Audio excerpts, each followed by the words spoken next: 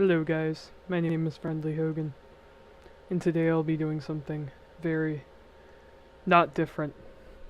It is another Surgery Squad game. This one is different. It is probably the thing where I'd be comfortable, because honestly I've seen shit like this. Okay, before I get started, the craziest thing when I was little, I used to have a birth fetish before I even knew what a fetish was. I mean, it made me like... Okay, it felt like... It made me aroused, okay? Like, for some odd reason. I don't have it anymore. You probably know what makes me aroused now. Whatever. So... Now... Since I am a female...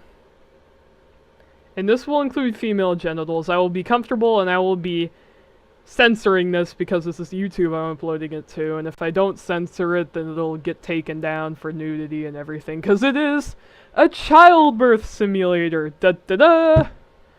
Yay! Alright, so without further ado, let's begin. Oh god. Clearly trained thing still scares me, like that little knee right there. I think that's a knee. I'm pretty sure that's a knee. I hope that's a knee. Let's see, like the bone there. The bone's on. Welcome to Parent Point. I'm Dr. Rachel, OBGYN. Hey, it's me! And I'll be walking you through an interactive natural childbirth today. Rachel the second. As a doctor, the birth of a baby is the most remarkable thing that I get to experience. While much of the process during childbirth is the same from woman to woman, each birth is still unique in its own way. Did you know that more than 2/3 of all babies born in the United States are delivered vaginally? And average costs for a vaginal delivery without complications in the U.S. range from $6,000 to $10,000. Dude. Whether a woman chooses to deliver vaginally or through cesarean section, commonly referred to as a C-section, I always recommend that my patients do their research and make an informed decision based on their personal medical history and circumstances. Natural childbirth is the process of giving birth to a child without medical intervention. No drugs are given to relieve pain or aid in the birthing process. Oh, Most doctors find this approach to be the safest for the baby. While pregnancy is commonly thought to last 9 months, in fact, it's a little longer. A normal gestation period for a single birth is between 37 and 41 weeks. Nearly 80% of all newborns are delivered at full term, with 11% coming early and 10% post-term. Most women go into spontaneous labor, but about 1 in 5 women are induced. This means that they are medically forced to start labor, usually for the safety of the mother or the baby. A standard delivery is separated into 3 stages of labor, typically lasting from 5 to 24 hours, depending on the conditions. The first stage is the beginning of labor, which is characterized by the onset of contractions and the dilation and effacement of the cervix. Oh, I'm getting an epidural. The next stage is the actual delivery of the baby. The final stage is the delivery of the placenta, which is an organ that connects the developing fetus to the uterine wall to allow nutrient uptake, waste elimination, and gas exchange via the mother's blood supply. That's nasty! Now that we've covered the basics, let's deliver a baby. Okay, here we go. Our patient today is in her late 20s and is in pretty good health. She came into the hospital after her contractions became stronger and closer together.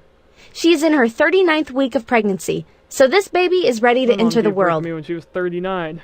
A fetal monitor will be used to make sure mother and baby are doing well during labor and delivery. I think she might 2 die electrodes are placed on the mother's abdomen.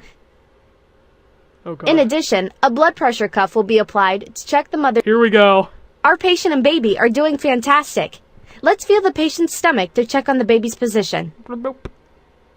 Great. We can feel that the baby is positioned to come out head first, so we do not have to worry about a breech birth. That is, where the baby is positioned feet first. That's a good thing. It's always a bad thing. Whoa! Our patient's water just broke. Now the amniotic sac is broken. We need to get our patient to assume the birthing position. Everyone! Get someone besides me! The cervix is effaced and fully dilated at 10 centimeters. So we are transitioning into the second stage.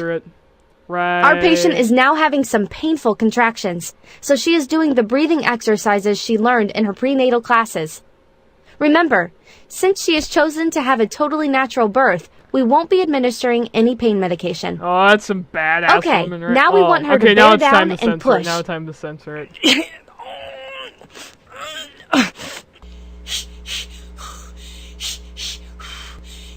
There it is.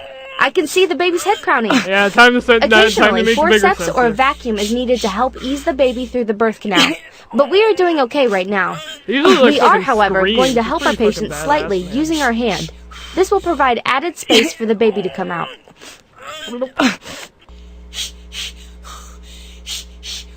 That must feel weird. Dude, there's blood right there?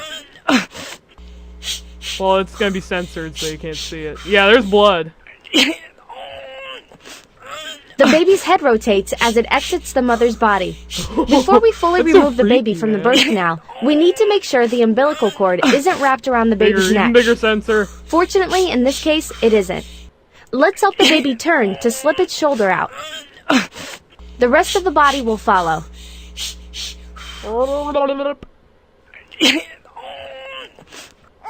The baby is born!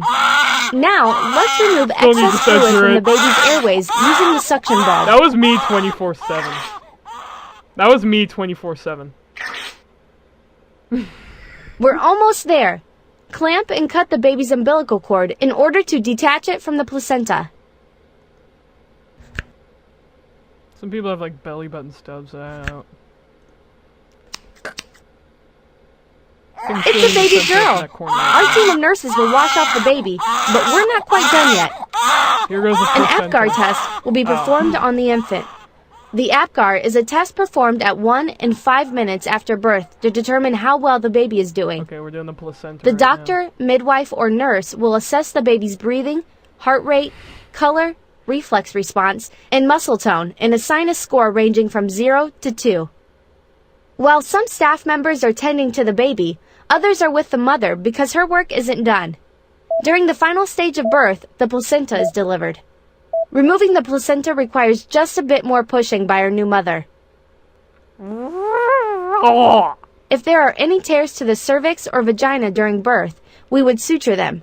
But in this case, our mother is fine.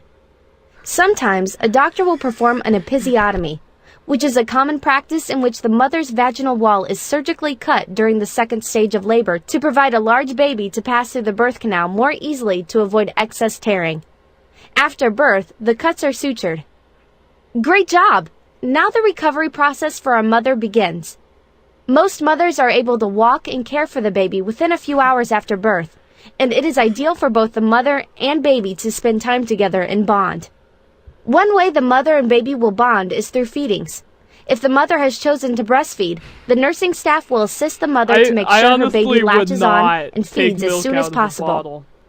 Breastfeeding is the preferred option, but several factors may make bottle feeding the feeding method of choice. A pediatrician will examine the new baby in the hospital to make sure he is doing well, and in a couple of weeks will want to see the baby in his or her office. A healthy mother and baby will sometimes be discharged from the hospital the day after giving birth. I suggest that new mothers have assistance with chores following childbirth, and that they eat well, drink lots of fluids, and avoid high-impact exercise for a few weeks. It's hard to get much sleep with a new baby, so it's better for new mothers to sleep whenever they can. I think since it's the patient should call her doctor if she spots any signs of infection.